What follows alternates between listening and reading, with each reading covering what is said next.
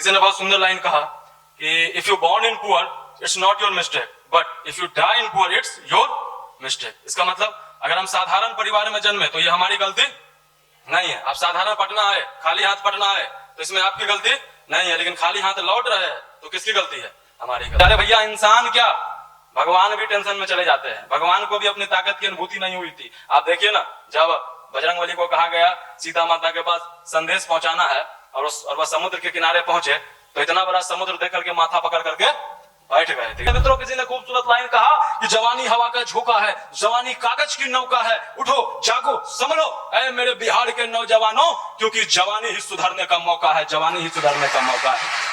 भैया, यही समय है अपने आप को सुधारने का, अपने आप को बनाने का। इसलिए मित्रों, जो सूत्र यहाँ से बताया जाता है, जो मित्रों 5 दिन का पीडीसी कोर्स कराया जाता है, आप उसको जीवन में शामिल कीजिए। मैं निश्चित तौर पर गारंटी देता हूँ आपका आने वाला भविष्य, आपका आने वाला जीवन शानदार होगा।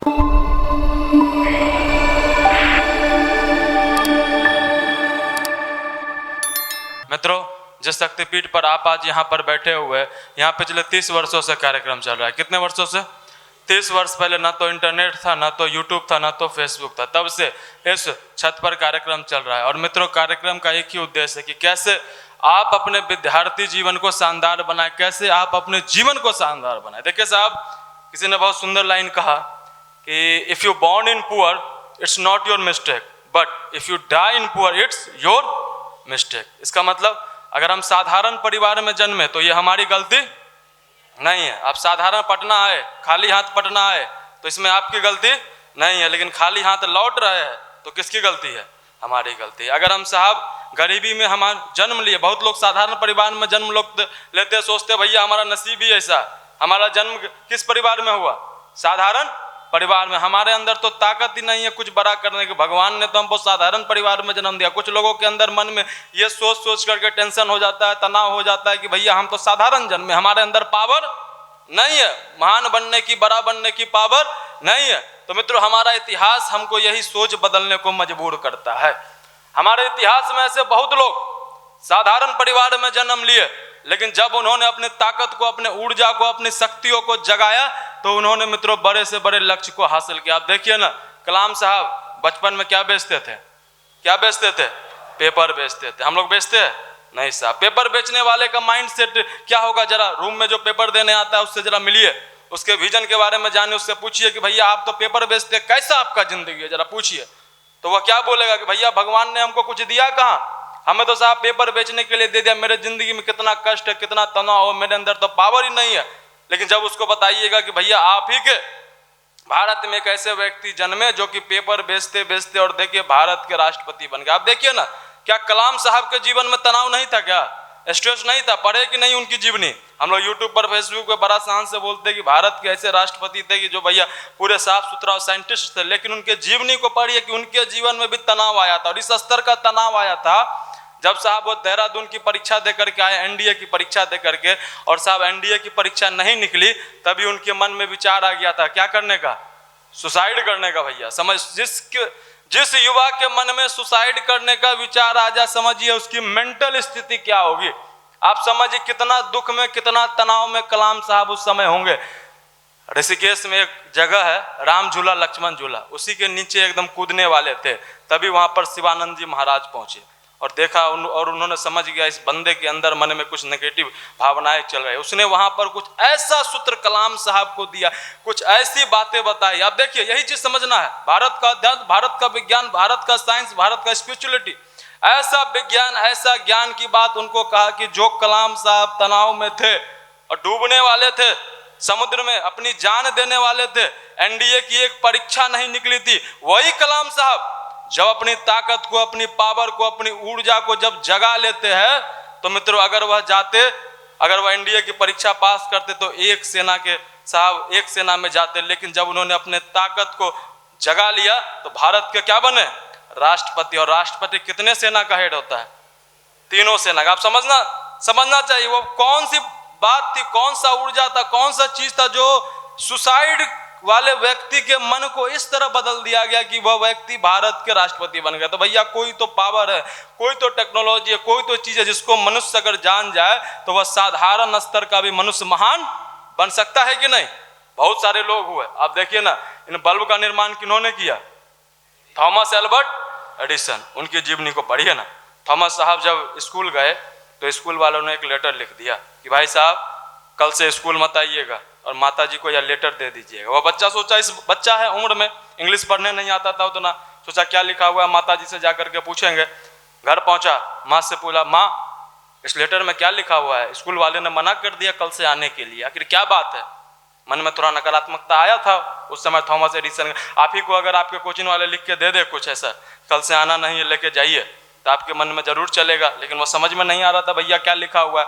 माता जी के पास पहुंचा, माता जी ने जब पढ़ा तो उसमें लिखा हुआ था, आपका बेटा पढ़ने में इतना कमजोर है, मेंटल इल है, इसको आप घर पर रखिए, इसको आप घर पर रहिए। थॉमस पूछ रहा है, माँ क्या लिखा हुआ है, क्या लिखा हुआ है इसमें? और माँ तो माँ होती है, अपने बच्चों के कमी को कैसे बताए।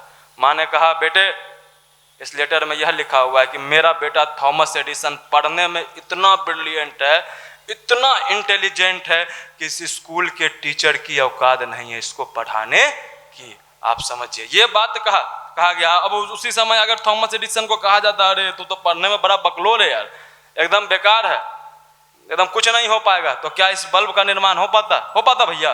बताइए। अगर उससे यही चीज समझना कि बचपन से जैसे विचार हमारे मन में बोए गए हैं वैसा जिंदगी हमारा हो गया। अरे भैया, इंसान क्या, भगवान भी टेंशन में चले जाते हैं, भगवान को भी अपनी ताकत की अनुभूति नहीं हुई थी। आप देखिए ना, जब बजरंगबली को कहा गया सीता माता के पास संदेश पहुंचाना है और वह समुद्र के किनारे पहुंचे, तो इतना बड़ा समुद्र देख करके माथा पकड़ करके बैठ गए थे कि बाप रे, इतना बड़ा समुद्र कैसे पार होगा भैया। आ तो गए, हम भी आप भी पटना आए, लेकिन जब देखते लाखों फॉर्म गिरा हुआ है, करोड़ों फॉर्म गिरा हुआ है, हम भी माथा कि हम तो साधारण परिवार से आए, इतना को हम फेस कैसे कर पाएंगे। बजरंगबली भी टेंशन में, जबकि बजरंगबली का नाम लेकर के बल मिलता है। हम लोग चालीसा करते हैं, श्री गुरु चरण सरोज निज मन मुकुर सुधारी, क्यों भैया? वो भी टेंशन में थे। आप देखिए, इतना बड़ा समुद्र हम कैसे पार कर पाएंगे, माथा पकड़ करके बैठ गए थे। तभी उनके पास कौन आए थे? जामवंत आए थे। जामवंत ने बताया, जामवंत ने अनुभव कराया, ऐ बजरंगी, तेरे अंदर एक समुद्र क्या, तेरे अंदर 10 समुद्र पार करने की ताकत है, बस तू उस ताकत को जगा ले। समझ लीजिए मित्र, ताकत है मनुष्य के अंदर, अनंत ताकत। उस ताकत को जगाने का प्रोसेस चाहिए। मुझे एक साइंटिस्ट के बारे में याद आता है, कुछ साल पहले उनकी मृत्यु हो गई, स्टीफन हॉकिंग, नाम आपने सुना होगा। स्टीफन हॉकिंग साहब 21 साल की उम्र में शरीर में एक ऐसा बीमारी हो गया कि पूरा शरीर काम करना क्या हो गया था, बंद हो गया था, पूरा शरीर। हमको तो थोड़ा सा चोट लग जाए, वो पिंपल्स हो जाए, तम टेंशन में चले जाते हैं। और जिसका पूरा शरीर क्या हुआ, काम करना बंद हो गया, कितना टेंशन होगा। और डॉक्टर ने ये कह दिया कि अब ज्यादा से ज्यादा 6 महीना जिएगा, ज्यादा नहीं। अब समझिए, अगर हम आपको कह दे डॉक्टर कि आप ज्यादा दिन नहीं जिएगा भैया, 6 महीना जिएगा, तो क्या कीजिएगा आप लोग? सबसे पहले तो पढ़ाई बंद कीजिएगा, बंद कर, 6 महीना जीना है, और टेंशन में चल जाइएगा, अब जीने नहीं, अब तो मर जाना है, मर जाना है। यही टेंशन में जो 6 महीना जीना था 3 महीना में पता चला चल जाइएगा, क्यों भैया? यही स्थिति हो जाएगी, हम और तनाव में चल जाए। आप देखिए, स्टीफन हॉकिंग के भी जीवन में तनाव आया, लेकिन साहब उन्होंने उसको पॉजिटिव तरीके से लिया, और जब वो उनको पॉजिटिव तरीके से लिए, उन्होंने अपने आप को मेडिटेशन से, ध्यान से, पॉजिटिव विचारों से जब उनको मित्रों, जब उन्होंने अपने आप को जोड़ा, तो मैं आपको बता दूं 70 साल तक वो जिए। ब्लैक होल का उन्होंने खोज किया, थ्योरी ऑफ बिलीफ को उन्होंने लिखा, नोबेल प्राइज भी उनको मिला। आप देखिए, मैं यही बात कर रहा हूं कि कोई ऐसा प्रोसेस है, कोई ऐसा सिस्टम है, कोई ऐसा रास्ता है जिस पर अगर भारत का युवा चले तो वह अपनी ताकत को जगा सकता है। और उसी ताकत को जगाने के लिए यहाँ पर पीडीसी का कोर्स चलाया जाता है कि मित्र, जो 5 दिन का पीडीसी कराया जाता है, इसी उद्देश्य से कराया जाता है कि युवा अपने उस ताकत को जाने, जिस ताकत में वह भटक गया, जिस ताकत को वह भटका दिया, जिस ताकत को वह गलत रास्ते पर चला दे, उसी चीज को जगाने के लिए मित्रों 5 दिन का पीडीसी कोर्स करवाया जाता है। आप सभी से मेरी विनम्र निवेदन है, जो 5 दिन का पीडीसी कोर्स आप उसको जरूर कीजिए।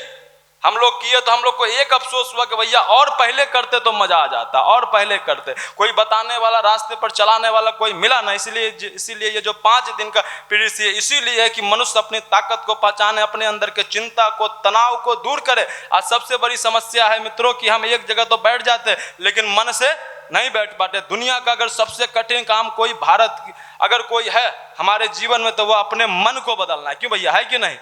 हेयर स्टाइल को बदलना बड़ा आसान है। किसी सैलून में जाइए कितना देर में, 10 मिनट में एक से एक दिखाता है भैया कौन सा कटिंग का हेयर स्टाइल चाहिए। कपड़ा बदलना, किसी मॉल में जाइए 10 मिनट में भैया कौन सा डिजाइन का। लेकिन मन विचार कहीं बदलाता है क्या?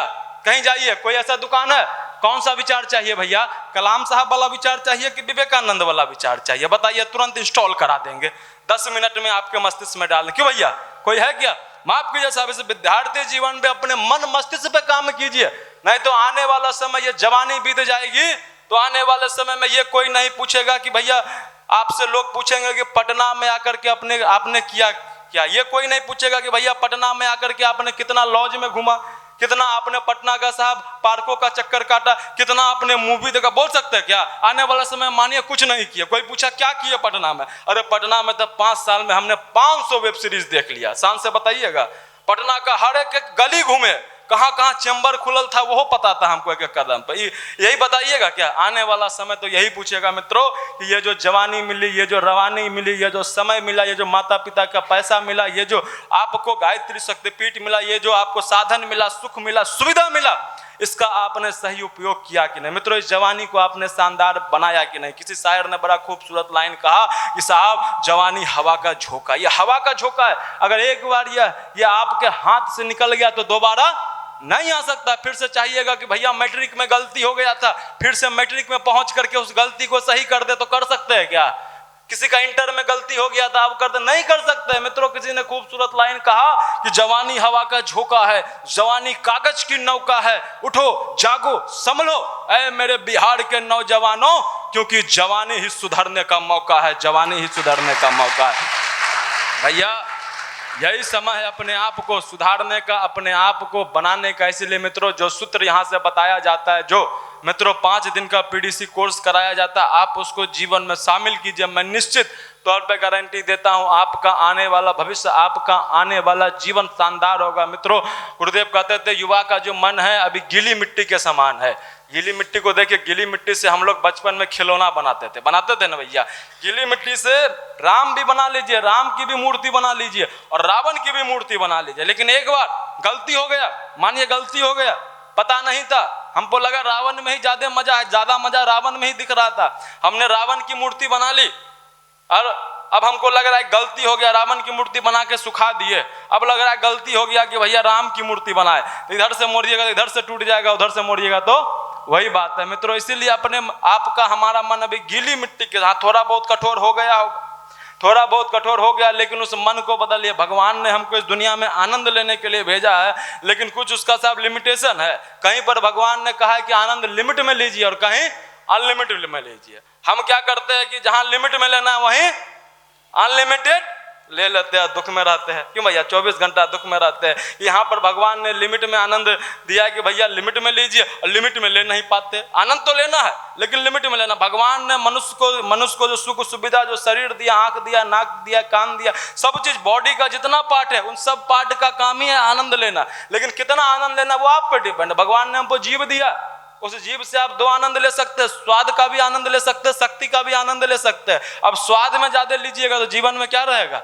दुख ही रहेगा। लेकिन शक्ति वाला भोजन ज्यादा कीजिएगा, स्वाद वाला कम, तो जीवन में क्या रहेगा? सुख ही सुख रहेगा। इसलिए मित्रों, आनंद को कैसे लेना है वही चीज इस युवा प्रकोष्ठ के माध्यम से बताया जाता है। इसलिए मित्रों, मैं आप सभी से निवेदन करता हूं, जो 4 सूत्र आदरणीय मनीष भैया के द्वारा बताया जाता है, साधना, स्वाध्याय, संयम और सेवा, आप इनको जीवन में धारण कीजिए। मैं निश्चित तौर पर गारंटी देता हूं आपका जीवन, आपका आने वाला भविष्य शानदार होगा, आपका आने वाला समय शानदार होगा।